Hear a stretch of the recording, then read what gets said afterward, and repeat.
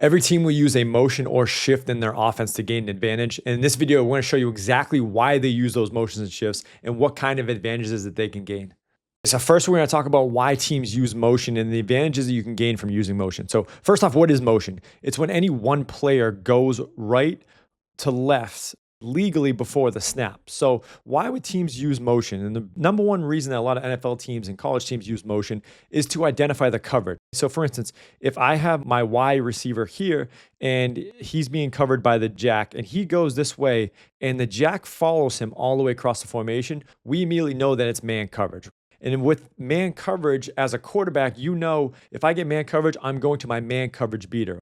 When you're done watching this video, we'll link a video above about passing concepts. So we talked about how quarterbacks read the defense. And this is exactly one of the things that they will look at, how the defense is playing them. And then the quarterback knows where to go with the football based on what's happening. So first off, we're trying to undress the defense just by moving one guy in motion. And if he follows, we know it's man coverage. Now, what if he doesn't follow? We move him across and he stays put. We know it's zone coverage. So again, the quarterback knows where to go with the football if it's zone coverage.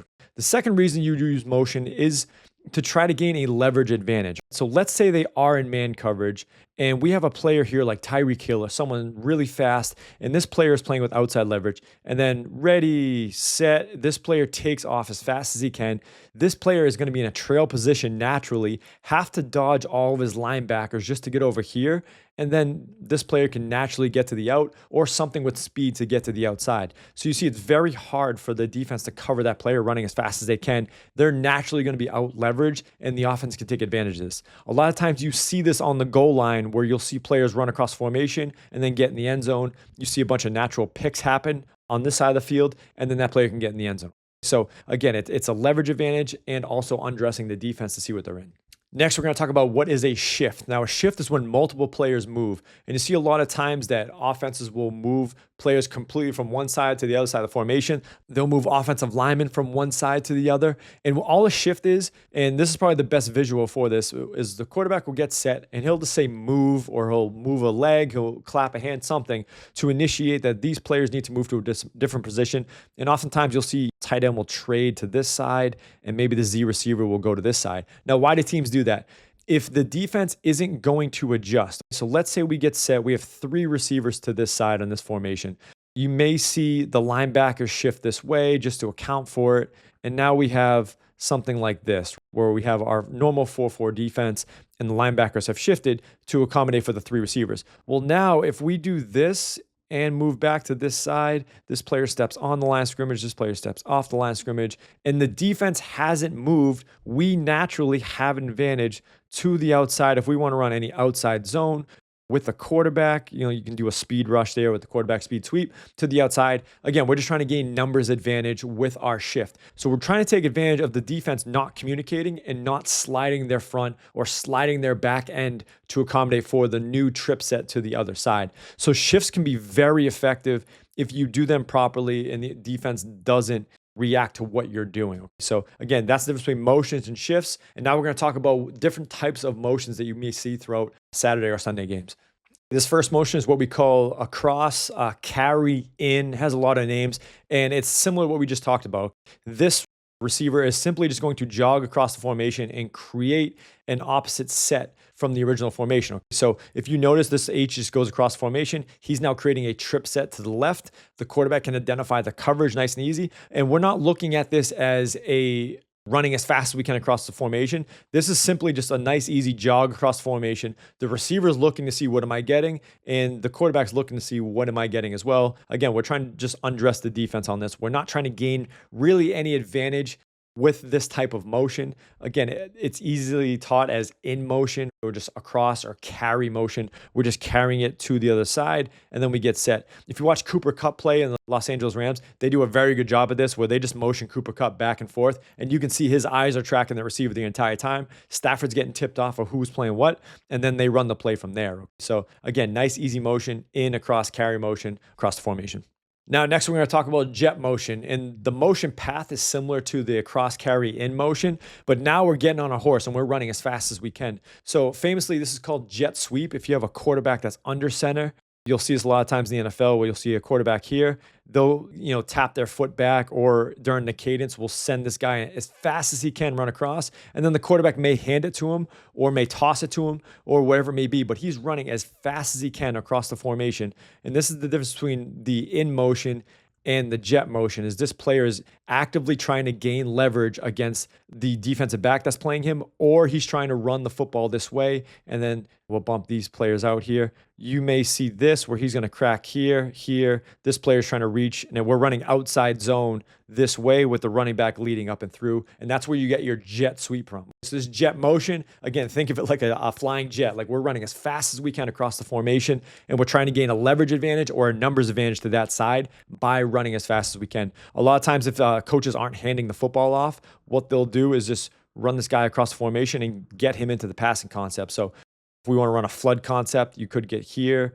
Let me make this a little bit deeper. Could get here at 10 yards, and then this player could be carrying off. So now you see you're getting leverage with the jet motion across. He's going to be getting into his 3 to 4 yard out pattern, 10-yard out, and then the go ball on the outside. So you're creating that level and that layers. But also too, what jet motion does is it creates eye candy for the defense. If I see a player running as fast as he can across my face, my eyes are naturally going to tailor to that motion, meaning it's going to be off of my keys. So if the linebacker is reading guards or he's reading backfield action, you can try to, I say eye candy, but you can try to eye wash that linebacker by running that player as fast as you can across the formation. And then hopefully, if that happens, you can run the player backside and pull the guards this way as well by running pin and pull or any type of guard pull, power, counter, anything that way. Again, with that jet motion going across the line of scrimmage. So that's why coaches will use this jet motion to try to get a little bit of eye candy away from their reads and have them follow that motion. Next, we're going to talk about orbit motion, and orbit motion is becoming increasingly popular, mainly teams that run triple option or want to try to get one of their speed players to the outside. We're trying to go up and around with this player here. So we said with jet motion, he's going here. Orbit motion, he's going deep and around. And a lot of triple option teams will use this type of motion where they'll have the running back run inside zone this way. And then the quarterback, if he snaps the ball properly, can use this player as his triple option threat to be able to pitch it to that guy. They just have to snap the ball when he's right about here. But any motion behind the quarterback in shotgun, or even if he's under center, we're going to call that orbit motion. Okay, so if we get this situation here, and then he wants to run this deep motion just like that, we call that orbit. And again, you can use this motion to get them into the pass pattern. So we talked about flood earlier with this 10-yard out and this go ball right here. Well, instead of using jet motion to put him out just like that, now we can use orbit motion and he can just swing to this side. The key purpose is we're just trying to pull the linebacker out. So if we do have a linebacker that's out here and they're playing a true cover 3, we'll realign these guys back here. Remember, this rover here will have the flats. Well, now he's got a player that's swung right here. So he's got to make a decision. Do I go up and play the swing, or do I drop back and play the deep out? So the coach needs to make a decision how he's going to have his outside linebacker play. But a lot of teams will treat this orbit motion as if the player is running a jet and an out. It's the same concept. It's the same positioning that they'll end up being in, is in that 2 to 3 yard area when they catch the football. So again, that's the difference between orbit motion and why teams will use that orbit motion. Again, a lot for eye candy, but just for them to get into their 3x1 sets or even 2x2 sets if they do want a motion away from the trips. Next motion we're going to talk about is exit and entrance motion. And we'll start with exit first and why teams will run exit. So all exit is, and think about it this way, is we're just going to exit the backfield. So our running back is just going to exit and he's going to get into a running back position, or he's going to exit and leave the backfield one way or another, whether he's getting set or where he's getting out into the route. We just talked about flood, right? Where you can get this player orbiting jet. Well, you can also take your running back and just have him go horizontal. And again, you can still run your concepts here. So this is a fun way to get into your 3-man concepts. So we can run, again, smash here. So we can just call flood, exit, smash. And that's telling our running back you're going to exit towards the flood, and we're playing smash on the backside. So it's a way for offensive coordinators and pass-heavy teams to get their running back into the mix just by exiting this player out. Now, another reason why this is so great is because if you use exit motion and you exit him out into the trips, well, and they're playing cover 1, and we can identify that. Or we know going into the game plan, hey, Second down, third down, they're always going to play cover one. Well, that means I got to bump this player out here. And now I got a linebacker one-on-one with my running back. And I can give him an option choice route where, hey, you play with your leverage. Are you going in and out or out and in, one of the two? And I'm going to read you as the quarterback, and I'm going to let you get open and then give you the football. So a lot of times you see these third down backs, these Darren Sproles, the Raiders just picked up Dylan Lobby, like these guys who can work in space. This is exactly what teams will do is they'll say, hey, we've identified man coverage. Let's exit motion this guy out. Let's get him one-on-one with this linebacker who's traditionally a run-stopping linebacker and try to cover our speed running back or a third down back as we put him into the game. So this is one way that teams will use exit motion. Think of exiting the backfield.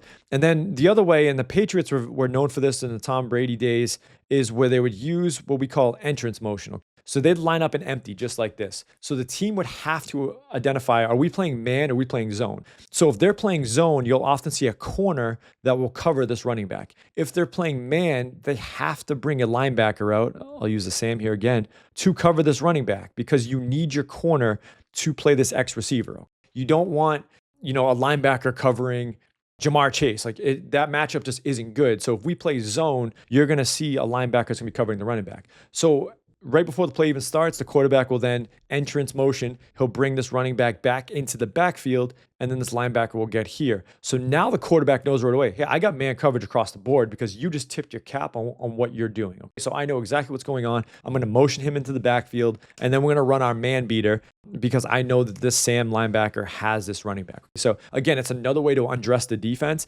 and I call it entrance motion. There is a bunch of names for it, but I think mentally, just to learn exit and entrance, I think that's the best way to identify it, where he's leaving the backfield or he's getting back into the backfield. But again, you see how much these motions help these quarterbacks identify what the coverage is and then help them make decisions quicker about where they're going with the football. Next, what we want to talk about is return motion. You see this a ton on the goal line. It's a very popular play. The Kansas City Chiefs ran it. Like every team will have a version of this in their goal line package, especially if they're playing a team that likes to play man coverage down inside the red zone or even inside the 5-yard line. We call it return motion. So the Z receiver is going to run as fast as he can here, put his foot in the ground, and then return back to an out route into the goal line for a touchdown. Okay. So what you're trying to do is if you identify man coverage and you know he's following you the entire way, I'm trying to run as fast as I can. That way he runs as fast as he can, thinking I'm going to do this, right? But what I'm really going to do is return motion. I'm going to put my foot in the ground, start running here, ball's going to be snapped, and then I can get into my route to get out. Very, very effective on the goal line because the corner really has no clue what to do. A lot of teams, what they're doing to defend it now is they'll spin their safety down and then he'll replace to the middle. But if you don't rotate that properly or there isn't proper communication, again, he's going to be caught trying to dance around all the linebackers if it is jet motion. But if it's not jet motion, he still needs to run behind the linebackers to be able to adjust to this. Okay, so that's what we call return motion. Again, very effective against teams that play man coverage, especially in the red area. So those are the most popular motions in football. If you want to learn even more, we have the Ultimate Football Guide in the description below, which will break down even more offensive and defensive schemes. If you want to learn more about passing concepts, check out this video right here. Thanks for watching. We'll see you next time.